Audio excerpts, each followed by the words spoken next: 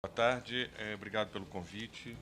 Agradeço a honra de estar ao lado dos colegas aqui dessa mesa e ter a possibilidade de poder pensar a crise da Venezuela, né? Me sinto muito favorecido aqui.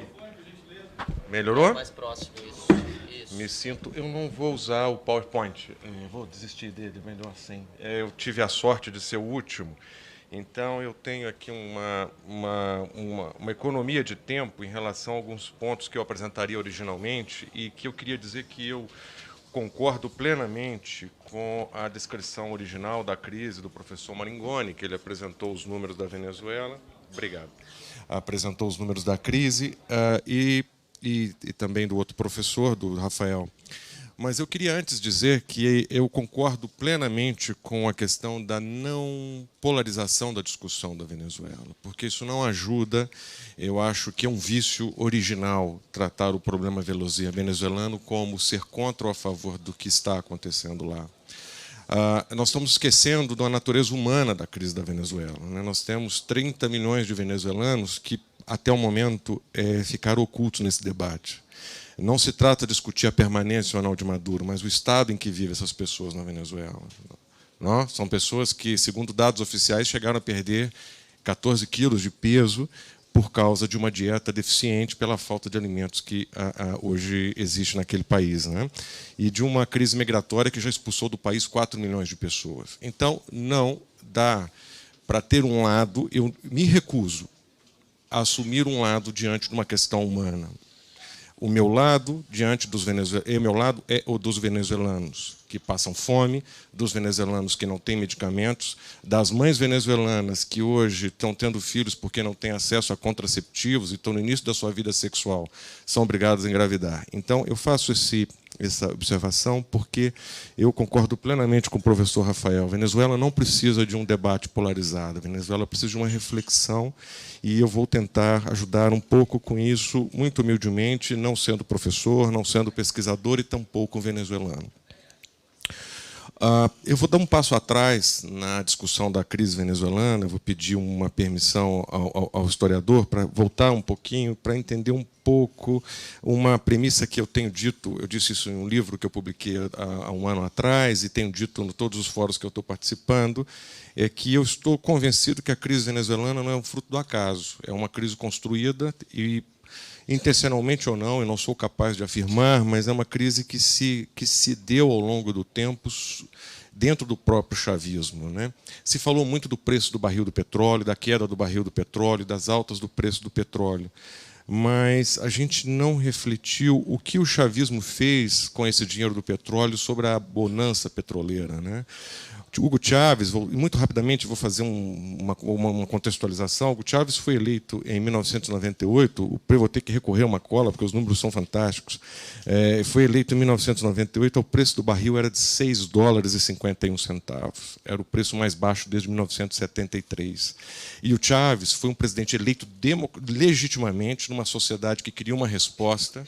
Eu escutei de uma professora venezuelana uma definição perfeita, que foi a última eleição em conteste democrática bem definida na Venezuela, aquela. Então, Chávez chega efetivamente como uma resposta ao povo venezuelano. O povo venezuelano precisava de uma solução, estava cansado. Imagine só, gente, o petróleo foi descoberto na Venezuela 2 semanas antes do Natal de 1922, num evento tido como milagroso, chamado Rebentón de los Barrosos e tal.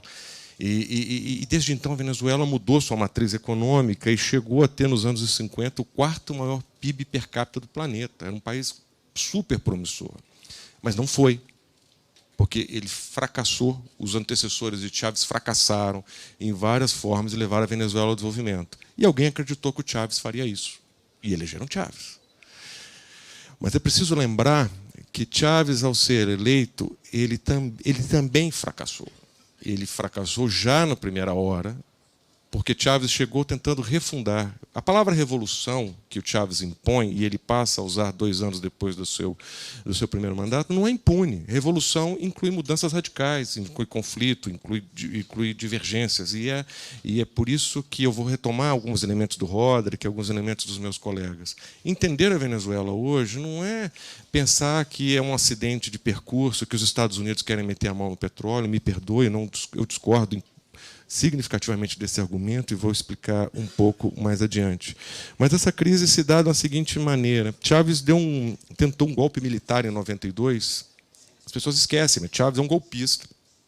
Tentou dar um golpe e ele fracassou, foi preso, foi solto 2 anos depois, pegou um avião, logo que ele sai da cadeia, ele bota o pé na rua, vai para Havana, junto com um senhor chamado Rafael Isseia, e eles descem na Havana e ali começa.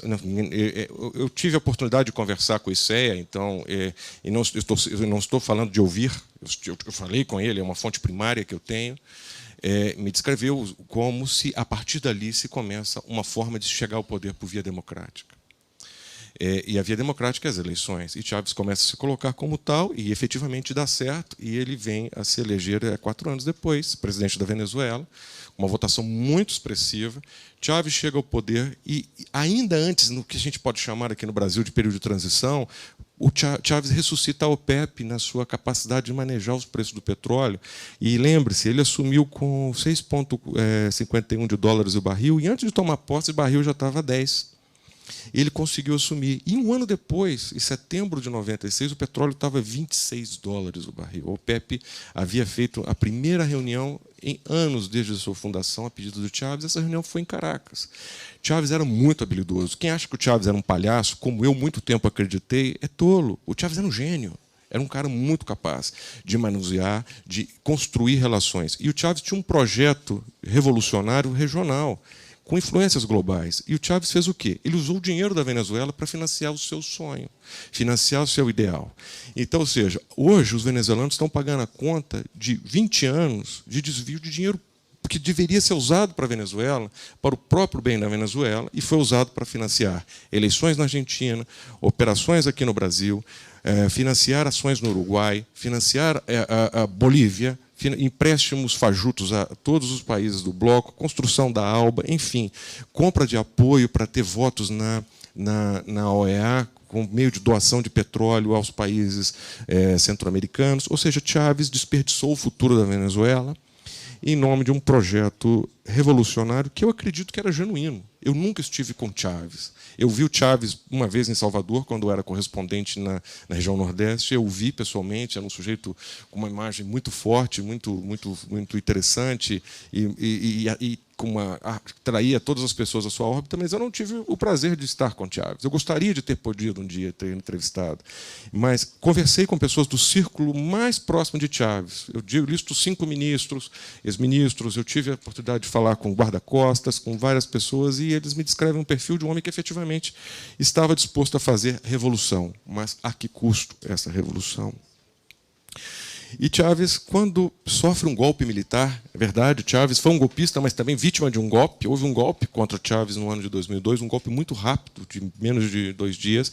Chávez retorna, Chávez aprende que o fiel da balança na Venezuela eram as Forças Armadas. E Chávez aprende. Por sinal, eu fiquei muito feliz que alguns jornais começaram a publicar finalmente alguns depoimentos de alguns militares trazendo essa premissa que eu tenho defendido há um tempo, porque eu aprendi com os militares venezuelanos com os quais eu converso como se destrói institucionalmente um país. E o primeiro passo do Chávez foi atuar nas Forças Armadas. Como fez isso? Chávez as criminaliza. Então, quando o meu colega Roderick Navarro fala que a Venezuela resvala ou já se transformou num Estado criminoso, como isso se dá? O relato que eu recebi desses militares é de que, num determinado momento, a partir do golpe de 2002, Chávez começa a criar as milícias bolivarianas, ou seja, ele transfere o monopólio de segurança do Estado para grupos irregulares, ele cria um suporte, ele esvazia as Forças Armadas na sua legitimidade, ele criminaliza as Forças Armadas ao usá-las na repressão contra as pessoas, porque hoje é o seguinte, inclusive uma violação constitucional, os membros das Forças Armadas Nacionais bolivarianas, que são várias forças, utilizarem da própria força do aparato do Estado contra os seus cidadãos civis. E as pessoas passam a ver aqueles que deveriam ser seus protetores como seus inimigos. E há um passo mais brutal, é que quando Chávez passa a oferecer suporte às forças revolucionárias da Colômbia, às Farc, que estava na iminência de uma derrota militar para o governo Uribe, Chávez atende a um pedido de oferecer acesso franco ao território venezuelano para o trânsito de cocaína das Farc. Chávez era um traficante? Naquele momento, não. A testemunha desse evento em que o Chávez toma essa decisão até conta que o Chávez tinha uma resistência em aceitar ajudar as Farc a fazer narcotráfico. Então, o mentor da ideia, eu vou pedir perdão que eu vou tocar uma figura sagrada para muitos, mas foi Fidel Castro. Fidel Castro disse para o Chávez, companheiro, nós precisamos tomar uma medida em relação às Farc, precisamos ajudá-los, eles estão precisando de um reforço de caixa, precisa de uma estratégia. E Fidel apresentou isso como estratégia de guerra. Disse para o Chávez, a gente vai enviar essa cocaína para a América Central, México, vai parar nos Estados Unidos, o dinheiro do inimigo volta para a gente financia a revolução. E Chávez entendeu isso como uma ferramenta de revolução. Eu estou aqui reduzindo a importância disso, se ele queria ser um traficante ou não, não.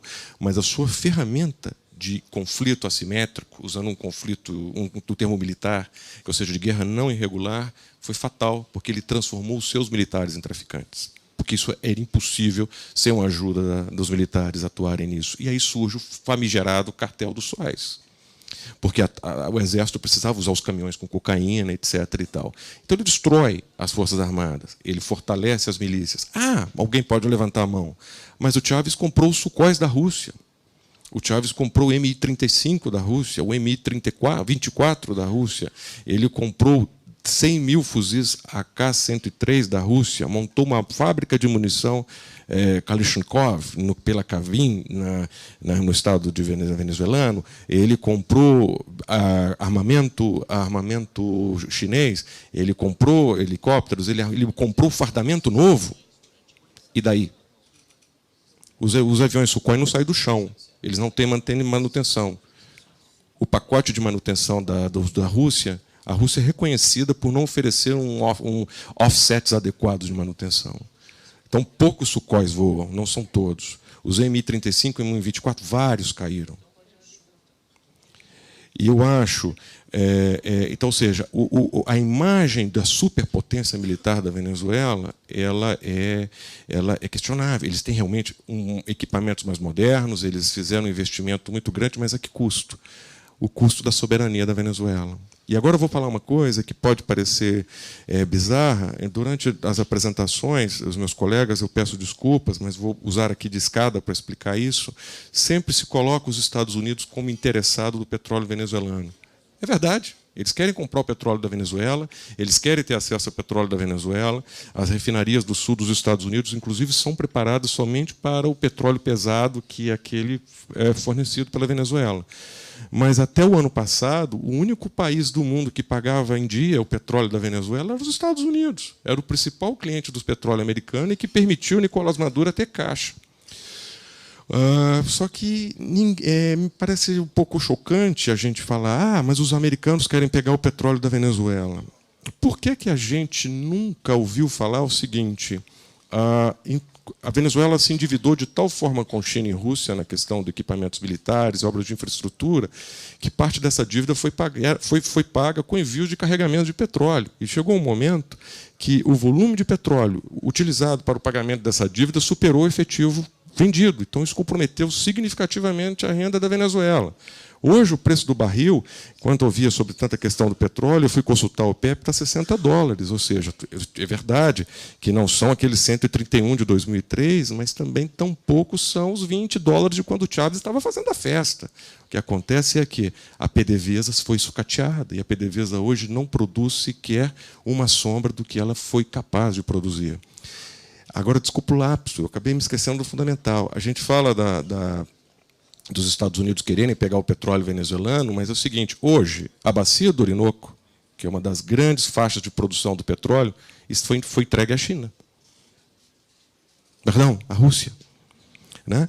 E a Rússia tem 4, eu peguei esse dado aqui, eu vou recorrer do meu livro, que é uma informação checada, a Rússia tem 6 campos de exploração de petróleo pela Rosneft, que é uma estatal de petróleo, e ela é dona de 40% desses campos, que foi feito de pagamentos de dívida, e a China está construindo usinas de refinaria na faixa do Orinoco pela Sinovensa, que é uma empresa mista, ou pela CNPC, que é uma estatal. Ou seja, o petróleo da Venezuela, a Venezuela não é mais dona, a Rússia meteu a mão e a China também. E a gente não se assusta. E eu vou dizer uma coisa, usando aqui uma expressão do professor Araújo. Não quero dizer que a Rússia é do mal, ou que a China é do mal, mas também a gente não dá para dizer que os Estados Unidos que são o malvadão que querem pegar. Ou seja, o Nicolás Maduro e, antes dele, o Hugo Chávez, criaram as condições para vender a soberania da Venezuela. A soberania da Venezuela foi colocada em risco, e não foi por Donald Trump, não foi por Abrams, não foi por Bolton. A questão, um outro ponto que eu tomei uma anotação, que eu acho que é questão importante, é discutir sobre o Estado criminoso, né? Ou seja, a Venezuela, eu vejo a Venezuela como um Estado sequestrado, um país sequestrado. Tá? E quando uma pessoa está sequestrada, é muito difícil o refém se libertar do seu sequestrador. Mas, como libertar a Venezuela dos seus sequestradores? Quem são os sequestradores venezuelanos? A Venezuela é um Estado criminalizado. E o que é o conceito de Estado criminalizado? É um conceito novo. Muita gente chama a Venezuela de narco-Estado. Eu refuto esse conceito. Eu sou contra esse conceito. Ele é simples para a Venezuela. Narco-Estado é aquele Estado que tem uma relação de amaziamento com tráfico, que permite cocaína. Isso foi feito lá atrás. A Venezuela é um Estado máfia, que eu chamo de Estado narco, que é uma troca das palavras, mas é que o Estado que assume posturas de criminoso. E a Venezuela é um Estado dominado por máfias. E o Nicolás Maduro é uma parte desse negócio. O sobrinho foi preso com cocaína, com 800 quilos de cocaína numa operação na América Central e Caribe. Mas era o sobrinho. Enfim, o que são as máfias que atuam na Venezuela? Nós estamos falando do ELN, o Roderick citou, tem os grupos ligados a Diosdado Cabello, tem os grupos ligados a Tarek El Aissami. Nós temos que pensar o seguinte: ajudar a Venezuela é ajudar a pensar a Venezuela friamente e a se reerguer desse sequestro. Agora, como sequestrar a Venezuela? Botando o exército brasileiro lá dentro?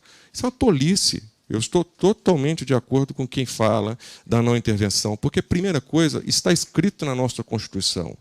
Fique claro para quem defende a intervenção militar, é inconstitucional.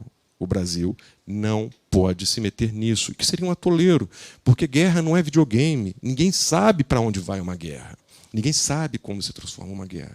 E hoje, quais são os grandes sequestradores venezuelanos, além das máfias internas?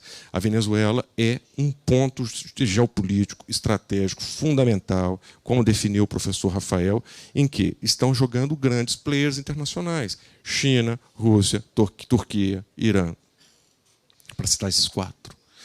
Eles botaram o pé no continente americano e não vão tirar facilmente. É um jogo de estratégia forte.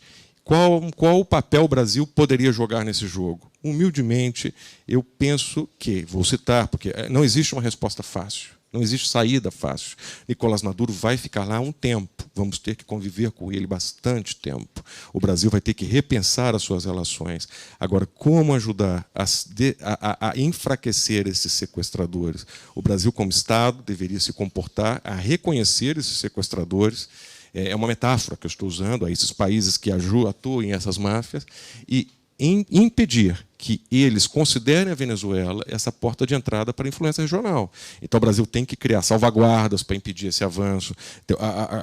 O Equador, que agora mudou, está com Lenín Moreno, Colômbia, enfim, os países do Grupo de Lima teriam que entender que a melhor forma de ajudar a Venezuela é estrangular esses grupos que tomam o poder na Venezuela. Por quê? E, por fim, eu vou explicar a razão disso. Eu faço uma comparação com a Síria. É absurda, friamente, porque são contextos distintos, são lugares diferentes do mundo, mas o Bashar al-Assad cometeu muito mais barbaridades que o Nicolás Maduro. E eu vou voltar ao início da minha fala: seres humanos. A crise migratória ela é muito mais profunda, estamos falando de uma guerra civil, mas a Venezuela ela já saiu de uma crise há muito tempo. A Venezuela vive um conflito moderno, um conflito diferente, em que hoje o número de civis que morrem em atos de resistência, autos de resistência aos militares venezuelanos, já supera o número de vítimas civis no segundo Observatório de Direitos Humanos da Síria. Infelizmente, eu não tenho esses números anotados, estava no meu antigo PowerPoint que eu abandonei. Vou ficar devendo a vocês. Mas concluí um minuto, 30 segundos. Está. Ok. Perdão.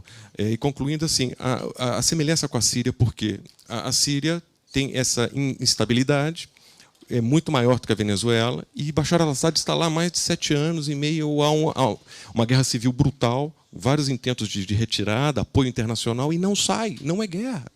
E se nós olhamos a Venezuela, nós vamos ver a repetição de mesmos atores que jogam esse jogo na Síria. Vamos ver os Estados Unidos, de um lado, criticando, vamos ver a Rússia, vamos ver o Irã, que, no caso ali do conflito sírio, atua por meio da sua milícia, o Hezbollah. Enfim, não é de fácil solução. Eu espero ter ajudado a pensar um pouco, e eu queria reforçar isso. Vamos pensar a Venezuela não como num estádio. Nós temos que pensar que tem 300 milhões de pessoas ali que estão vivendo uma situação inimaginável em relação ao nosso contexto. Ok, 30 milhões, obrigado.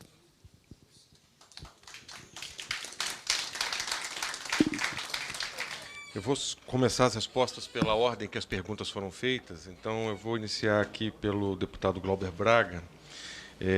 Agradeço a pergunta, é muito pertinente. Eu acho que a questão da prova, né? Ou seja, como se prova as coisas. Inclusive, o meu companheiro aqui de mesa, o professor Gilberto, também fez essa referência.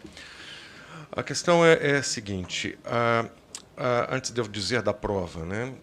É conhecido que nos anos 80, quando teve o caso das insurgências na América Central, que se usou o narcotráfico como fonte de financiamento dos contras-revolucionários. E esse uso do narcotráfico, tenebrosamente, foi feito por agentes de governo. A CIA usou do narcotráfico para fazer financiamento dos contra-revolucionários. Isso aqui não é uma lenda, isso foi objeto de uma CPI no Congresso dos Estados Unidos, que foi presidida pelo John Kerry, em 1996. Esse caso foi muito bem tratado e documentado. Foi um caso que eu estudei para escrever o livro que o professor leu, e eu imagino talvez mais alguém, não sei, enfim. Mas esse caso está muito bem documentado. E na pesquisa, eu me deparei com uma senhora chamada Aida Levi, que é a viúva de um traficante boliviano chamado Roberto Soares. Roberto Soares foi o padrinho que introduziu Pablo Escobar no narcotráfico. Ela descreve como o marido trazia as histórias para ela, como Fidel ajudava, cobrava pedágio para essa cocaína passar por Cuba, como o Pablo Escobar tinha uma associação com o Fidel Castro para narcotráfico. Esse caso é muito bem documentado, tanto que, quando se descobriu isso, o Fidel Castro ficou muito bravo e mandou executar alguns dos seus auxiliares mais próximos, entre os quais o general Uchoa, que era um dos seus companheiros revolucionários. Fidel nunca negou o que ocorreu, mas ele disse que não era ele, era outros, e houve execução. Então, esse é um caso histórico, conhecido. Sobre o caso específico que o senhor me pergunta, eu vou dizer o seguinte: entre 3 anos até a publicação do meu livro, eu visitei 10 países e falei com uma centena de fontes envolvidas no caso.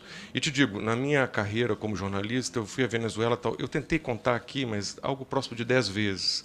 E nunca fiz visita guiada à Venezuela. Tá? Eu nunca conheci a Venezuela pela mão do governo, nunca conheci a Venezuela tampouco pela mão dos opositores. Porque eu te confesso, e está escrito lá, eu nunca confiei em ninguém. Porque eu sempre achei que, se eu quisesse conhecer a realidade, eu teria que ser o protagonista dessas coisas. Eu ir, ouvir e tentar contextualizar e entender. Então, no caso no caso específico desse diálogo que o senhor que gostaria de saber as provas, eu vou lhe dizer o seguinte: ele foi relatado a mim por uma testemunha presencial. Essa testemunha que estava ali, por um compromisso que eu tenho com ela, Eu não vou citá-la nominalmente.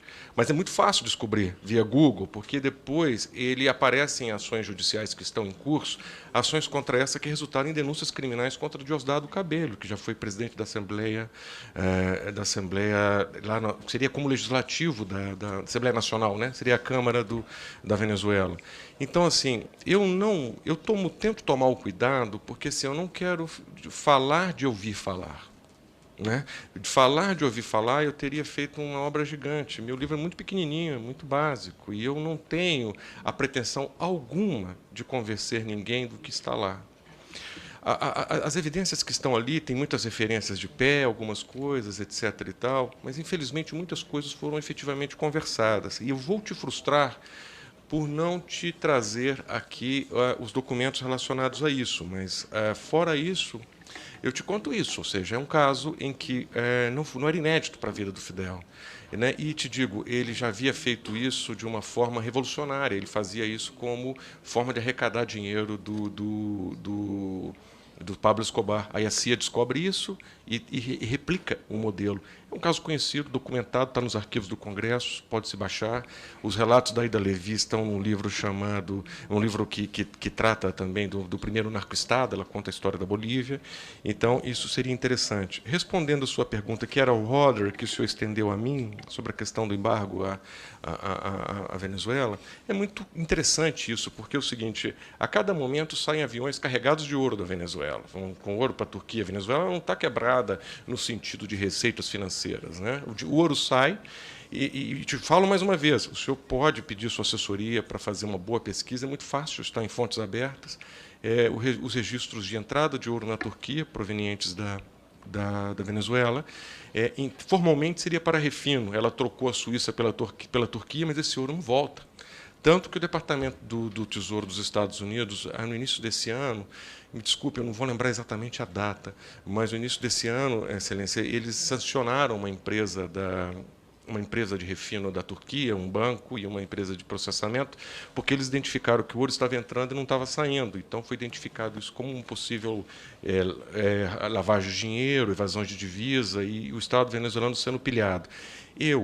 Acompanhando o caso, tenho muito interesse pelos assuntos venezuelanos, porque eu entendo que, como disse os meus colegas, os professores, a Venezuela é um país muito complexo, não dá para tratar a Venezuela com os olhos dos anos 80, não dá para tratar como coisa simples. Então, eu tento entender a Venezuela e vejo essa questão do ouro como prova evidente de que não é a sanção o problema dos venezuelanos. E por quê? Embora eu não concorde com as sanções. Faço esse adendo e explico por quê. Porque elas não funcionam. Elas são invadidas. Né? Ocorreram sanções contra o Irã fez seu programa nuclear, está lá. Ocorreram sanções contra a Coreia do Norte, ela fez a sua bomba atômica. Ou seja, as funções, porque sempre tem aliados externos que ajudam a evadir. Uma coisa super interessante, nesse momento os Estados Unidos aplicaram sanções, embargos ao petróleo venezuelano, mas os navios estão saindo com petróleo da Venezuela e a gente tenta imaginar que com o mercado de petróleo como se fosse um duto ligado a um lugar ao outro. Não, o petróleo é comprado aqui pela Índia, mas ele pega um outro caminho, vai ser refinado nos Estados Unidos, ele é comprado pela Rússia e vai para outro lugar. E hoje o petróleo russo, embora russo, entre papel, porque não existe nenhum contrato de compra com a Rússia, foi revelado há 4 dias atrás, já é o 5º em refino nos Estados Unidos, ou seja, a Venezuela segue vendendo seu petróleo. Por exemplo, então, ou seja, eu te digo por que eu não acredito nos embargos, porque eles servem só de justificativa moral, justificativa para justificar o próprio fracasso. Enfim, eu vou ter que ser rápido, porque fui longo nessa. O deputado Hélio Lopes me perguntou sobre o caso Oscar Pérez. O Oscar Pérez foi executado, e não só ele, deputado. A Michelle Bachelet, que aqui todos conhecem, é um ex-presidente do Chile de esquerda, assinou um relatório nas Nações Unidas falando de 6.800 execuções extrajudiciais na Venezuela. 6.800 execuções extrajudiciais e mais 5.300 mortes em atos de resistência no ano passado. Então, assim, para fins comparativos, vou chamar aqui de ditadura militar, regime militar, ou seja, qualquer um que seja, a Comissão da Verdade reconheceu no Brasil 500 mortes. que assim, eu acho que não deveria haver nenhuma, mas, ou seja, para você ter a magnitude do problema hoje na Venezuela, se mata muito e se mata muitos opositores na Venezuela. E isso é um processo recente, muito desse endurecimento pós-morte de Chávez. A Venezuela é uma democracia? O deputado me pergunta. Eu não acredito que seja uma democracia. Ah, mas é da sua convicção? Enfim, em 2005, numa dessas 10 vezes que eu fui à Venezuela, eu comprei no camelô a Lista Mais Santa. Era um CD que vendia nos camelôs, que tinha o sigilo de voto aberto das pessoas no referendo revocatório do ano anterior. O que era aquilo? Era um instrumento de controle social. Ninguém sabia quem vazou a Lista Mais Santa, mas assim, o cidadão passou a pensar, bem, se o Estado é capaz de saber quem eu voto, eu tenho um registro, vou consultar seu voto, o embaixador, eu tenho essa possibilidade. E eu tenho essa ferramenta na minha casa, e eu tenho telefones, eu tenho endereço, eu sei a vida eleitoral dessa pessoa. Então, o que aconteceu? Qual é o pulo do gato do golpe? Não é mexer na urna como as pessoas acham, não é isso, é fazer as pessoas terem medo. Então ele vota sabendo que ele pode ser punido pelo cartão da pátria, que o deputado citou. É um cartão feito pela chinesa ZTE, que tem um microchip dentro, e ele permite usar Big Data, inteligência artificial, e as pessoas são punidas por isso. Concluindo, perdão, então, enfim. E, por último, eu não vou conseguir responder todos, então, por último, a questão da democracia. A entrada da Venezuela no Mercosul foi por meio de um golpe que o Mujica conta numa biografia dele, de uma malandragem que foi feita com a presidente Dilma, a palavra é essa, ou seja, reuniram, apresentaram um golpe, afastaram o Paraguai, e a Venezuela entra. A Venezuela entrou no Mercosul pela porta dos fundos. Então, ou seja, é um país que tem forçado a barra. Então, ou seja, a overdose de eleições não é um termômetro de democracia, de saúde de democracia. Enfim, infelizmente o tempo acabou e eu queria colocar à disposição, quem tiver interesse, quiser conversar de uma forma saudável sobre o que podemos pensar para ajudar nossos vizinhos, eu estou às ordens. Muito obrigado.